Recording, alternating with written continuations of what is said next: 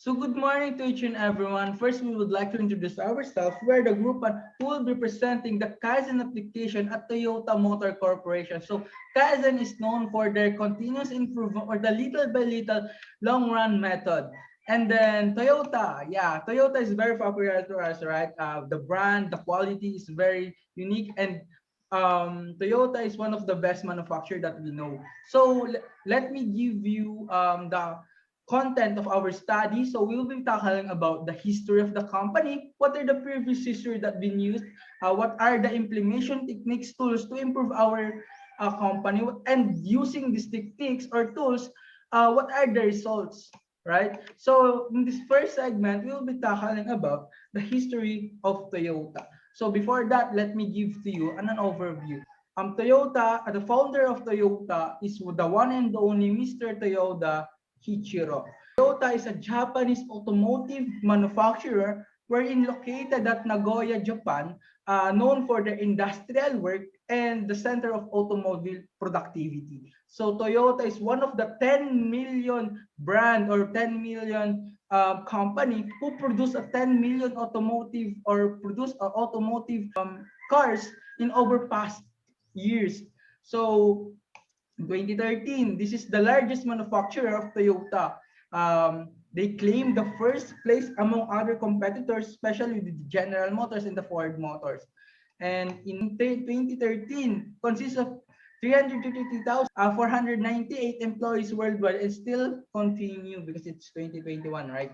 So history of Toyota Motor Corporation. 1933 is the first productivity, but before that, let's start in the very beginning. In 1929, Mr. Toyoda Kichiro traveled around the world to search or to allocate the different productivity of manufacturing of automotive. In 1930, this is the search of engines, of power engines to use in the productivity of automobile and encouraged by the Japanese government. In 1933, this is the first productivity of Toyota, wherein in 1935, they produced the A1 passenger and the G1 truck. And in 1936, this is the model AA, very similar with the A1, but in different specification. In 1947, the model SA is very the same with the design with the model AA, but the specification and the use is very far from ahead. And in 1950, this is the very crucial part of the Toyota, wherein they only produced 300 trucks that year, and the business is almost in the edge of the line where or in that. So in 1959, this is the revival of the Toyota, wherein they produced 5,000 trucks ordered by the U.S. military that been used into the South Korea war. And in 1960s, this is the production of Toyota, wherein the rapid expansion of different manufacturing. And that year also in 1960s, the Hino Motors, Nippon Denso Motors, and Daihatsu Motors are by the Toyota Corporation. They buy it. And in 1963, this is the production of Toyota outside of the company. And it's located, the first location is Australia at Melbourne. And in 1990s, this is the worldwide expansion of Toyota, wherein the rapid expansion in different worlds and different countries is being started. So in this segment, second segment, will be discussed by Miss Crystal Abasolo, the previous process that been used in Toyota Motor Corporation. Thank you, Mr. Kabakungan. Now let us continue with the previous process of Toyota Georgetown, Kentucky workstation for installation of visors and seatbelts. The first step in the process was the racks crowded the workstation. In this case, the racks are placed in the workstation in order to provide easy or ready access to the parts needed and compatible to the car. This is to ensure immediate service response. However, this crowd of racks caused the workstation to be limited. Second was the operator grabbed the right parts for the car. In this stage, after the operator eyeballed the upcoming car, he or she would then step to the racks of visors and seatbelts and pick the parts that are compatible to the car. However, the main problem was there were 12 possible combinations of sun visors and 9 variations of seatbelts, which made it difficult to choose which parts are appropriate for each car.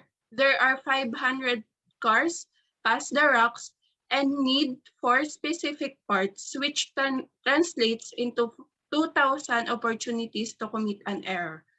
The third step was the operator test the visors and seatbelts in the car.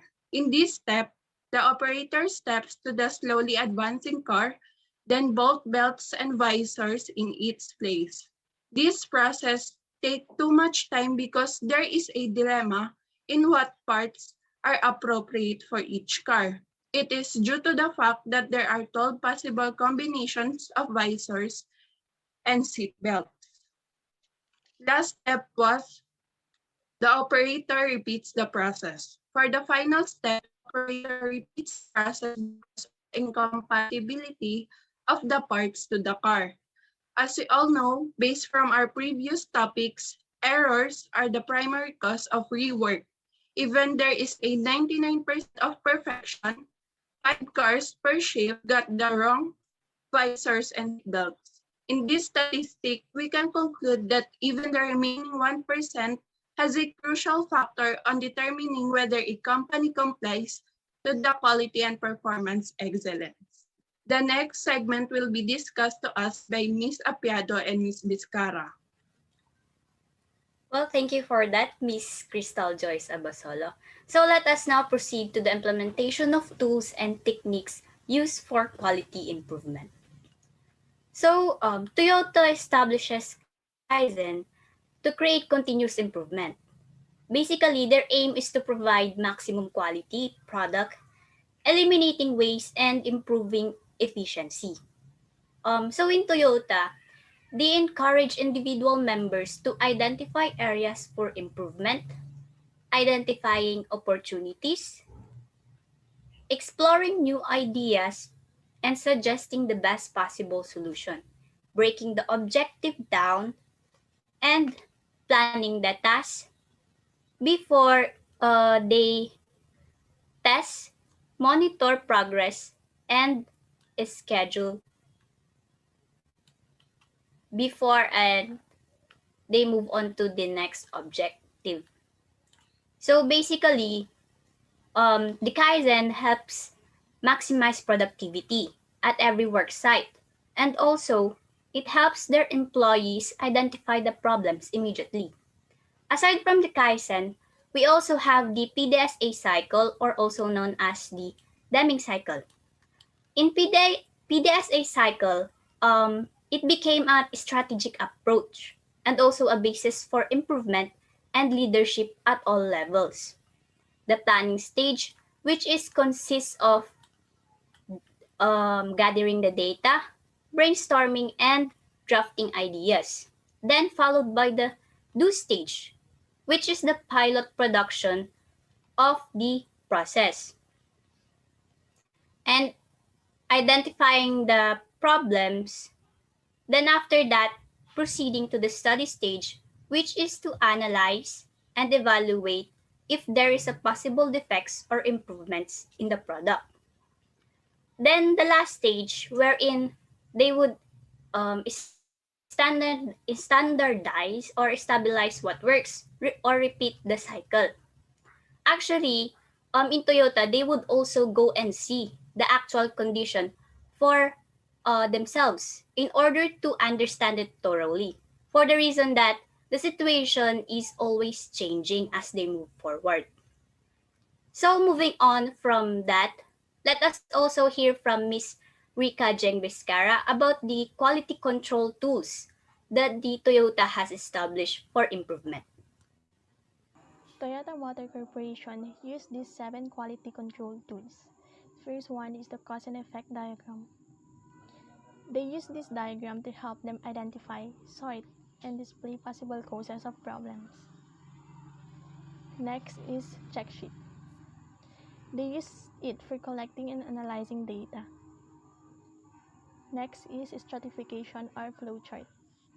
They use it to define and analyze a process, build a step-by-step picture of it, then improve it.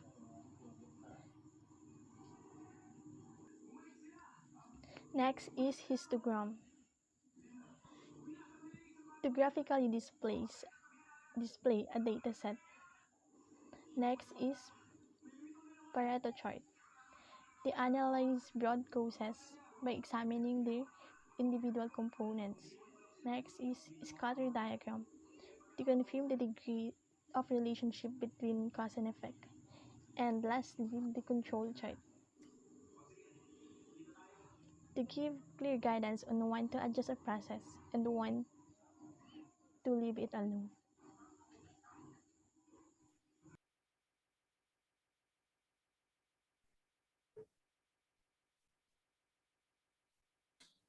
Lastly, the result after the application of tools and techniques for quality improvement. The result of Kaizen at Toyota became famous for its operational excellence as it continued to focus on improving the TPS and implementing tools such as Kaizen, Kanban, and GIT. Over the decades, Toyota became world-renowned for its operational excellence. The two most significant benefits of this initiative were also undoubtedly enhanced quality and efficiency. Also, the manufacturing methods were flexible enough to adjust the fluctuation in demands.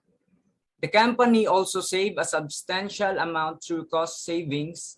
The company saved around 10 million yen as cost saving through the quality initiatives in 1993, which increased to 100 million yen in 2001. These are also the awards and achievements of Toyota over the years. So thank you everyone for watching our simplest and report to the Kaizen application that applies in Toyota. And you have a good day everyone, and thank you. Subscribe.